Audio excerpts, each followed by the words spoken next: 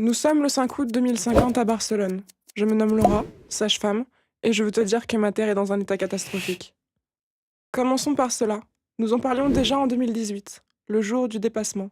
Le jour du dépassement correspond à la date de l'année, calculée par l'ONG, à partir de laquelle l'humanité est supposée avoir consommé l'ensemble des ressources que la planète est capable de générer en un an. En 2018, nous avions estimé cette date au 1er août. À présent, celle-ci date du 29 juin dernier. 2,5 planètes par an. C'est ce qu'il nous faudrait pour tenir. Tu te rends compte? Comme il était prévu, le niveau de la mer a augmenté de 45 centimètres. Mais tu me diras, c'est normal, non? Puisque l'élévation du niveau de la mer est un phénomène qui se produit de nombreuses fois à l'échelle des temps géologiques sur l'ensemble de la Terre. Tu as raison.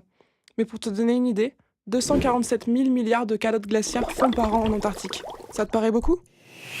Pourquoi ne pas tenter de te plonger avec moi dans ton futur? Oui, je sais, c'est fou, mais attends, tu vas vite comprendre. Imagine, je suis à Barcelone et il fait 52 degrés. 52 degrés. Notre température a augmenté en moyenne de 2,4 degrés par rapport à ton époque. Et aujourd'hui, c'est la 32e année que ta fameuse Miss Météo nous dit qu'il fait très chaud. La 7e extinction de masse, tu sais ce que c'est? Laisse-moi t'expliquer.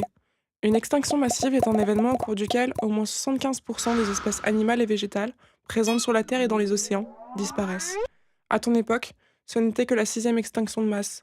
Et pourtant, on comptait 29 618 éléphants disséminés par an pour leur ivoire, 3 892 tortues de mer tuées par l'industrie de la pêche, 1135 rhinocéros abattus par des braconneurs. Et oui, ça fait beaucoup. Mais tu sais, entre ton époque et la mienne, 832 000 espèces ont disparu, soit près de 26 000 par an. Tu trouves toujours que le réchauffement climatique, c'est pour les bobos? Et attends-toi au pire, nous serons les plus touchés. Avec 42 millions d'hectares de déforestation par an à ton époque, notre 2050 a vu une grande partie de la forêt amazonienne disparaître. En 2018, le Brésil, l'Indonésie et la Birmanie étaient les plus dévastateurs. Aujourd'hui, il n'y a même plus d'arbres enlevés sur leur territoire. La dégradation de la faune a entraîné un manque de nourriture. Les ressources minières et non renouvelables ne restent qu'en petite quantité. Les ménages n'ont plus aucun pouvoir d'achat à cause des fermetures d'usines liées au manque de ressources.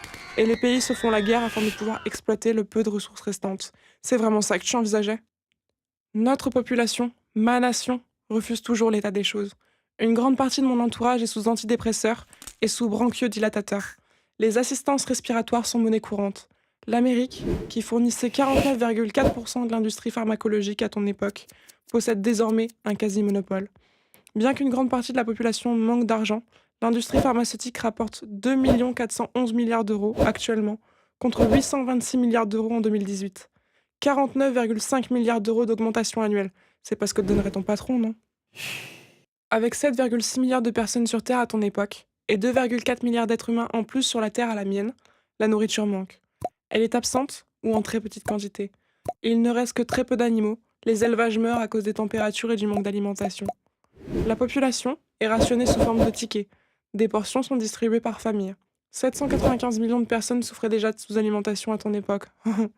Eh bien nous, c'est 1 milliard de personnes. Les riches, en revanche, continuent toujours de consommer allègrement de la viande et des produits rares. Mais tu sais quoi? Le pire est à venir. La télévision et les enquêteurs ont découvert un terrible secret. Nous avons appris récemment que les pastilles vertes qui font partie de nos rations d'aliments étaient issues de restes humains ayant été broyés pour former une sorte de poudre nourrissante.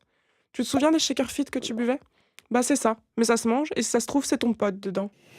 Une partie de la population s'est bien élevée face à cette annonce.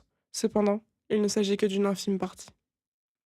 Pour réduire le nombre de personnes sur Terre, l'ensemble des dirigeants de la planète se sont réunis pour décider de la politique de l'enfant unique, se basant ainsi sur la politique qui avait été mise en place par la Chine en 1980, espérant de cette manière avoir moins de bouches à nourrir et réduire d'ici 2060 la population à 4,5 milliards de personnes. T'imagines, forcer une femme à avorter pour n'avoir que des familles à un enfant, ça te semble pas surréaliste? Eh bien moi, c'est mon quotidien. Tous les jours, je vois passer un grand nombre de femmes. Elles ont peur. Et tu sais de quoi? Que leur enfant soit une fille. Je ne sais pas si tu te souviens, en 2004, pendant la période de l'enfant unique, on avait recensé 121 garçons pour 100 filles en Chine. C'est la même chose chez nous. Les femmes, souhaitant un garçon comme unique enfant, avortent. Parce que tu sais, mariage, travail, tout ça quoi.